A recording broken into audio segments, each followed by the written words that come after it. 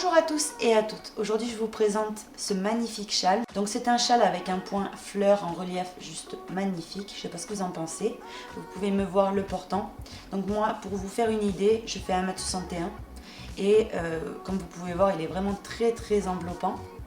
Voilà, si vous le voulez encore vraiment plus grand pour que ça fasse limite châle couverture qu'on met sur le canapé, n'hésitez pas à prendre une 4e pelote. Vous allez voir, vous allez avoir quelque chose d'énorme. Donc comme vous pouvez voir en image, c'est vraiment un méga châle. J'espère qu'il vous plaît. Et écoutez, sur ce, on peut passer au pas à pas. Pour réaliser le châle, donc le châle original, j'ai utilisé 3 pelotes de laine Maya. Vous allez avoir besoin de 3 perles si vous voulez faire ici comme moi. Mais sinon, vous pouvez mettre tel quel les pompons. C'est super joli aussi. Ensuite, il va vous falloir une aiguille à laine pour cacher vos fils, une paire de ciseaux. Vous allez avoir besoin également d'un crochet 5,5 et si vous crochetez vraiment très serré, prenez d'office un 6 mm. Donc voilà, dans le tutoriel, j'avais pris un 5 mm pour crocheter ce que je vous ai montré, puisque je ne l'avais pas apporté de main, maintenant je l'ai. Donc voilà. Donc la couleur que j'ai utilisée, j'ai plus le code là tout de suite, mais c'est la couleur pêche, voilà. Vous avez du rose et vous avez celui-là. Et donc voilà, ici ce que je vous présente c'est la couleur un petit peu vert d'eau qui est juste trop jolie, c'est la couleur 06. Et puis vous avez la couleur blanche que j'avais fait la couverture flocon de neige, rappelez-vous. Donc voilà. Ben écoutez, sur ce, on passe au pas à pas. Ce magnifique châle, je vais vous l'offrir. Tout simplement pour le remporter, il vous suffit de passer une commande sur notre boutique lydiacrochettricot.com et tous les numéros de commande depuis la date de publication de ce tutoriel jusqu'à la date que j'ai notée sur l'écran, tous les numéros de commande on les mettra dans un logiciel qui s'appelle Pickout. Le logiciel il tirera un numéro donc de commande et ça sera cette personne là qui recevra à la maison le châle. Voilà, on lui enverra. J'espère vraiment que déjà elle aimera, surtout la couleur. Voilà, et que ça lui tiendra bien chaud, c'est le but.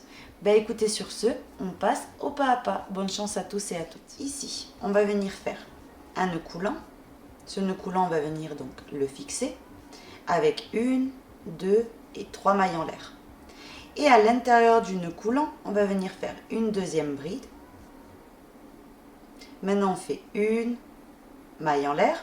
Au même endroit dans le nœud coulant, 2 brides. Donc 1 et 2. Une maille en l'air de séparation et au même endroit de nouveau un groupe de 2 brides. Donc 1 et 2. Donc là pour résumer, j'ai 3 groupes, 1, 2, 3 de 2 brides séparés d'une maille en l'air. Je viens prendre le fil du nœud coulant et je viens serrer. Là on aurait terminé le rang numéro 1. Le rang numéro 2, on va toujours commencer tous les rangs du châle de la même manière. On vient ici où il y a la maille en l'air, on ramène le fil, maille coulée. Maintenant, on fait 1, 2, 3 mailles en l'air. Ici même, où on a fait la maille coulée, donc dans le premier espace, on fait une deuxième bride, une maille en l'air et 2 brides dans ce même espace. Donc 1 et 2. Vous voyez? Donc ça va être vraiment toujours le commencement du châle, ce motif-là de bord. Vous allez voir qu'il est aussi à la fin, en fait, de chaque espace. Donc c'est comme ça qu'on va venir commencer chaque rang de cette façon-là. Donc 1, 2 mailles en l'air. On passe dans l'espace suivant et on fait la même chose. 2 brides, 1, 2, une maille en l'air et 2 brides, toujours dans ce même espace. Vous voyez? On terminera le châle toujours comme ça et on le commencera comme ça. On retourne. Maille coulée au milieu, comme je vous ai expliqué. 1, 2, 3. Ici même, on fait une deuxième bride, une maille en l'air et 2 brides. 1 et 2. Maintenant ici au milieu, sans faire de maille en l'air ni quoi que ce soit, ici au milieu, on part sur 3 brides, donc 1, 2 et 3. On fait 1, 2, 3 mailles en l'air de séparation et au même endroit, 3 brides. 1, 2 et 3. Maintenant on termine ici dans le dernier espace, on vient faire notre motif de bord. Une bride, une deuxième, une maille en l'air et 2 brides toujours dans le même espace. Donc 1 et 2. Là, on aurait fini le troisième rang. On passe au quatrième. Maille coulée au départ, notre motif de bord, donc 3 mailles en l'air, une bride, une maille en l'air et 2 brides. Une et 2. Et maintenant, on va venir former les motifs en relief. Donc pour cela, ici, sur le bord, vous avez 2 brides. Ces 2 brides, on va venir les envelopper en relief par devant en faisant des brides sans terminer. Donc on enveloppe la première, on ramène notre fil et on fait une bride sans terminer. Je vais sur la bride suivante, je fais pareil, je l'enveloppe en relief par devant, bride sans terminer. Maintenant je passe ici dans les 3 brides. J'enveloppe uniquement la première de ces 3 et la troisième. Donc la deuxième on la saute et on va dans la dernière. Une fois que j'ai ces 4 brides sans terminer, 5 boucles au total sur le crochet, un jeté, je termine tout. Et je fixe avec une maille. 1, 2, 3 mailles en l'air de séparation. Je viens ici au milieu et je fais une maille serrée pour me plaquer. Maintenant, comme dans tous les châles du monde, vu que ça doit être symétrique, on fait la même chose de ce côté-là. Donc 1, 2 et 3. Et c'est reparti pour les 4 brides sans terminer. Donc ici, on a le premier groupe de 3 brides. On enveloppe d'abord la première, sans terminer. On saute la deuxième et la troisième en relief par devant. Maintenant, ici, on a les 2 brides du motif de bord. On enveloppe les 2 et on fait notre bride sans terminer en relief par devant. Une fois qu'on a de nouveau les 5 boucles sur le crochet, on les termine toutes et on les fixe. Maintenant, pour passer de là à là, directement, on vient faire notre motif de bord. 1, 2 brides, une maille en l'air et 2 brides.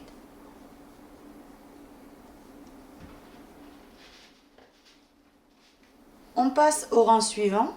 Donc ici, on fait une maille coulée, 1, 2, 3 mailles en l'air. Ici même, une bride, une maille en l'air et 2 brides. Donc ça, c'est vraiment le motif de bord que vous allez faire à chaque fois au départ. Maintenant, à partir de là, on doit faire un rang où on enveloppe en relief, donc là on vient de le terminer. Et dans le rang suivant, on se prépare déjà les motifs, donc les groupes de, vous savez, 3 brides, 3 mailles en l'air, 3 brides.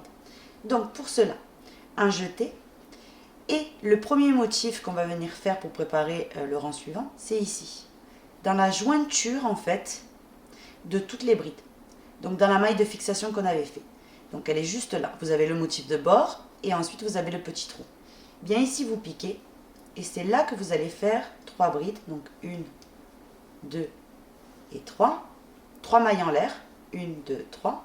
Et 3 brides toujours au même endroit.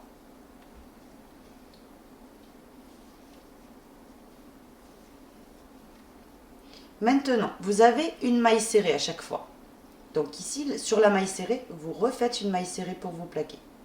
Et vous passez directement ici à la jointure suivante. Et vous faites exactement la même chose. Donc 1, 2, 3, 3 mailles en l'air et 3 brides dans le même espace. Donc 1, 2 et 3. Maintenant, directement, sans se plaquer ni quoi que ce soit, on vient et on fait le motif de bord. 1, 2, une maille en l'air et 2 brides. Donc maintenant, on va passer au rang suivant. On fait ici la maille coulée, 1, 2, 3. Ici, on commence normalement par le motif de bord. Et maintenant qu'on a ceci, on va venir passer, ici on va venir envelopper la première fleur. Donc pour cela, c'est comme tout à l'heure, c'est pour ça que je vous dis, il n'y a aucune différence. En fait, ici vous avez les 2 brides du motif de bord. Cela, on les enveloppe toutes les 2, sans exception. On fait une bride sans terminer en relief par devant. Et maintenant ici, vous avez les 3 brides. Vous enveloppez uniquement la première et la troisième. Donc on enveloppe d'abord la première et ensuite la troisième. Et on termine tout d'un coup. Une maille de fixation et 3 mailles de séparation. Maintenant ici, où il y a les mailles en l'air, vous piquez et vous faites une maille serrée. 1, 2, 3 mailles en l'air. Et là, c'est reparti pour les motifs normaux. C'est juste ça la différence, c'est pour ça qu'il fallait que je vous montre. C'est que tout à l'heure, on avait vraiment uniquement un avec le motif de bord et le deuxième avec le motif de bord. Alors que là, vous n'avez pas de motif de bord. Donc ici, vous suivez la logique tout simplement normale, c'est-à-dire vous enveloppez, vous avez les 3 brides ici. La première, bride sans terminer, et vous sautez une bride, la deuxième sans terminer, la troisième, pardon, sans terminer. Là pareil, 1, 2, 3 brides. J'enveloppe la première et la troisième. Et je termine tout d'un coup. Je fixe avec une maille. 1, 2, 3 mailles en l'air de séparation. Ici, dans les mailles en l'air, je pique, maille serrée. 1, 2, 3. Et là, je termine avec le dernier motif. J'enveloppe la première des brides, la troisième, et maintenant les deux du motif de bord. Donc, 1 et 2. Et on termine tout d'un coup. On fixe avec une maille, et là, on passe directement au motif de bord. Donc, 1, 2, une maille en l'air et 2 brides. Vous voyez? Comme ceci. Donc, on va venir refaire la répétition des 2 rangs, vous voyez? Et ensuite, je vous laisserai continuer, puisque je pense que vous allez comprendre tout de suite. En fait, si vous le faites en même temps que moi, c'est déjà acquis. Donc ici, maille coulée, 1, 2, 3, une bride, une maille en l'air et 2 brides. Donc ça, c'est le motif de bord, il ne va pas changer. Maintenant, on est sur le rang où on doit préparer les motifs. Donc, on doit faire 3 brides, 3 mailles en l'air, 3 brides. Donc, pour cela, vous cherchez la jointure qui est juste là. Après le motif de bord, vous avez la jointure. Ici, vous piquez et vous faites 1, 2, 3 brides, 3 mailles en l'air et 3 brides. Donc, 1, 2 et 3. Maintenant, vous passez ici sur la maille serrée que vous devez avoir et vous vous plaquez par une maille serrée. Vous passez à la jointure suivante. Vous voyez clairement. Et vous refaites la même chose. 1, 2, 3 brides. 1, 2, 3 mailles en l'air de séparation. Et 3 brides. Donc 1, 2 et 3. On se plaque sur la maille serrée par une maille serrée. Et de nouveau dans la jointure, on répète la même chose. 1, 2, 3.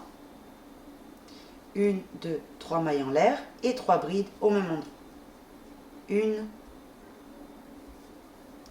2 et 3. On termine en faisant ici le motif de bord directement. 1, 2 brides, une maille en l'air et 2 brides. 1 et 2. Vous voyez? Voilà ce que vous devez donc obtenir. Maintenant, on retourne et on passe au côté principal où on forme le relief. Donc, le motif de bord ici, je ne vous l'apprends plus parce que c'est vraiment exactement pareil à chaque fois.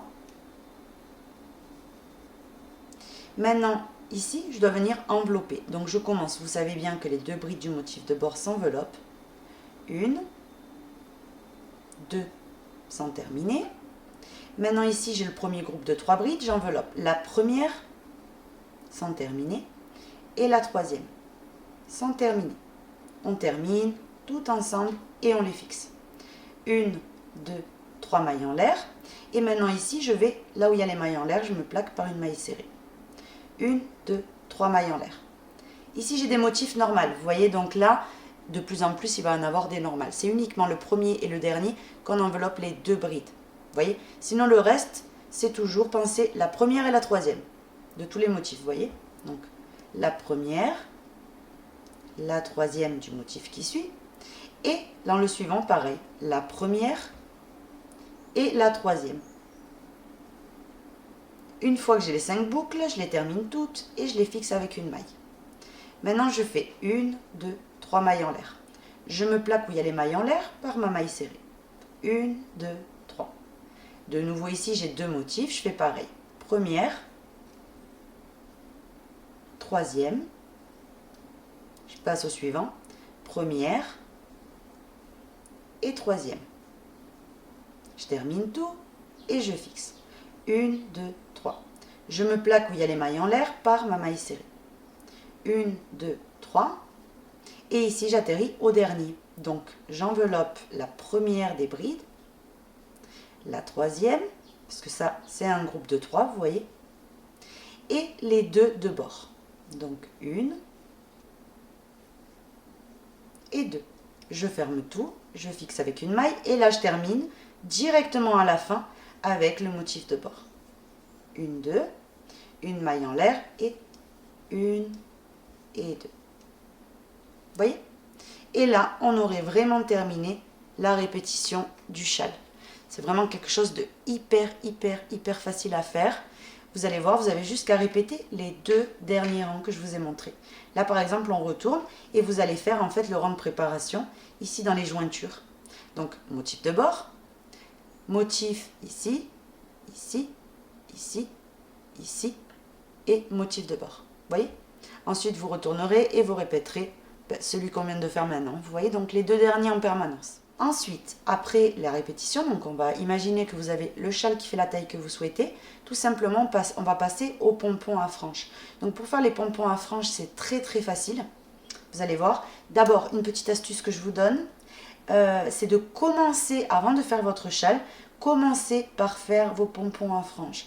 Puisque sinon, à la fin, vous ne saurez pas quand vous arrêtez dans la pelote pour avoir suffisamment de fil pour faire les pompons. Donc vraiment, ce que je vous recommande, quand vous n'avez pas, par exemple, dans le placard, je sais pas, plein de pelotes de la même couleur, par exemple, vous avez commandé vos 3 pelotes pour faire le châle, vous commencez vraiment par les pompons. Comme ça, vous êtes tranquille. Pour faire les pompons, vous allez prendre votre laine et vous allez venir viser à peu près ce que vous voulez que ça fasse votre pompon de longueur. Donc ça, ce qu'on est en train de faire, calculez bien qu'on va le plier en 2 ensuite pour former le pompon. Donc vous voyez par exemple, moi là, je vois que c'est, moi je vais faire un petit peu plus long, mais voilà, à peu près, je vais vous mesurer ça.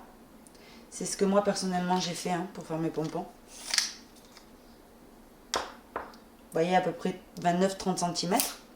Et maintenant, je fais des allers-retours. C'est-à-dire, vous maintenez ces 2 et vous venez faire des allers-retours. Quand vous arrivez à la fin, vous maintenez bien et vous repartez dans ce sens-là. Je maintiens bien et je repars dans ce sens-là. Je maintiens bien et je repars par là. Et ainsi de suite. Vous voyez? Donc ça, vous le faites jusqu'à avoir un gros tas quand même.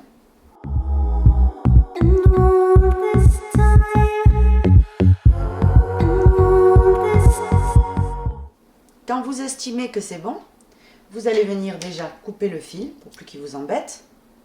Et vous allez venir tout simplement ici, hop, maintenir, couper les pointes. Je fais pareil de l'autre côté.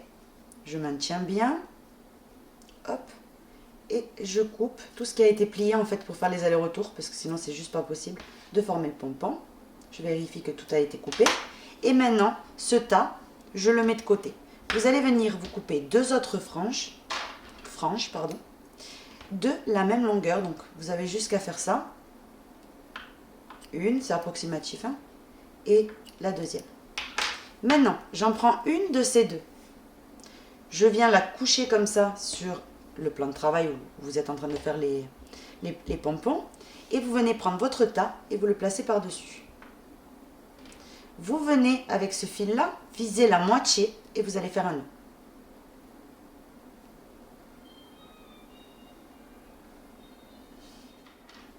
Maintenant qu'on a un petit peu légèrement coiffé, vous voyez que ça se mélange un petit peu la laine, vous prenez votre perle et vous allez venir placer la laine à travers la perle et tout simplement vous enfoncez jusqu'à ce que ce morceau-là vous convienne. Une fois que c'est bon, vous allez venir tout simplement, donc là, hop, vous voyez, ça va rester comme ça sur le châle. Donc vous prenez le deuxième morceau qu'on s'était préparé, et c'est maintenant en fait que vous allez faire en dessous cette perle, les nœuds. Hop, on vient faire double nœud, triple nœud, enfin voilà, vraiment que ça ne s'échappe plus.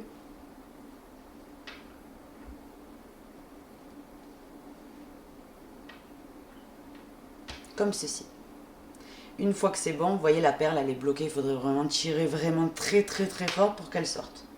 Donc hop, et là vous auriez un pompon de terminé. Alors sachez que ceux que j'ai mis dans les extrémités, vous voyez, sont un petit peu plus maigres, enfin un petit peu plus courts aussi, que ce que j'ai mis au milieu. Donc sachez-le, juste ça. Au milieu, il est beaucoup plus long par exemple. Voilà. Donc c'est comme ça que je me suis prise pour faire les pompons. Une fois que vous avez terminé vos pompons, ben vous avez juste qu'à les coudre avec l'aide de ces deux fils-là. Donc avec ces deux fils-là, vous faites des nœuds, vous voyez, dans le châle, dans les extrémités. Et ensuite, vous perdez ces fils-là, vous remontez un petit peu, hop, et on redescend par le pompon. Comme ça, c'est sûr que ça ne va pas s'échapper. Et là, oui, vous auriez votre châle de complètement terminé une fois que vous l'avez customisé, etc. Donc, j'espère que vous pouvez apprécier déjà la grandeur qu'il y a ce châle avec seulement 3 pelotes. Donc, vraiment, c'est quelque chose d'exceptionnel, cette Maya. C'est un peu comme la Caprice. Hein. C'est vraiment la laine qui finit jamais, qu'on peut compter sur elle. Il y en a plein. Je vous laisse apprécier ici le modèle comme il est beau. Et regardez comme il est grand. Je vais vous le faire glisser jusqu'en bas. Vous voyez, il est vraiment très grand. Donc, je vais essayer maintenant de vous mesurer tout de suite ici la longueur du châle. Donc là, on est sur 87 cm. Et je vais essayer également de vous mesurer le châle. Alors, ça va être un peu compliqué. Je vais le plier en deux déjà. Hop, ici. Et ici.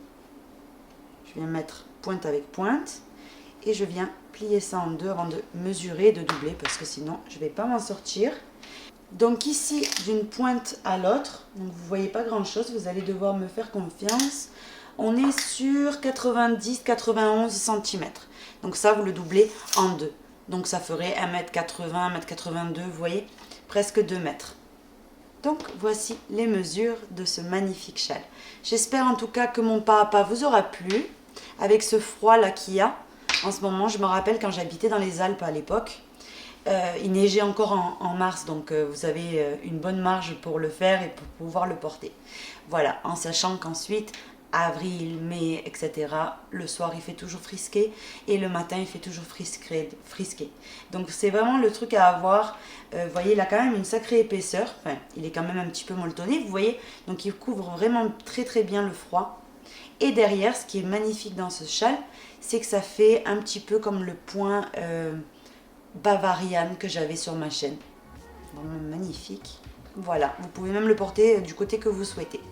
J'espère que mon tutoriel en tout cas vous aura plu. Si c'est le cas, je vous invite à vous abonner, à visiter nos sites. Moi, je vous fais un bisou et je vous donne rendez-vous très vite pour un nouveau projet. Bisous à tous.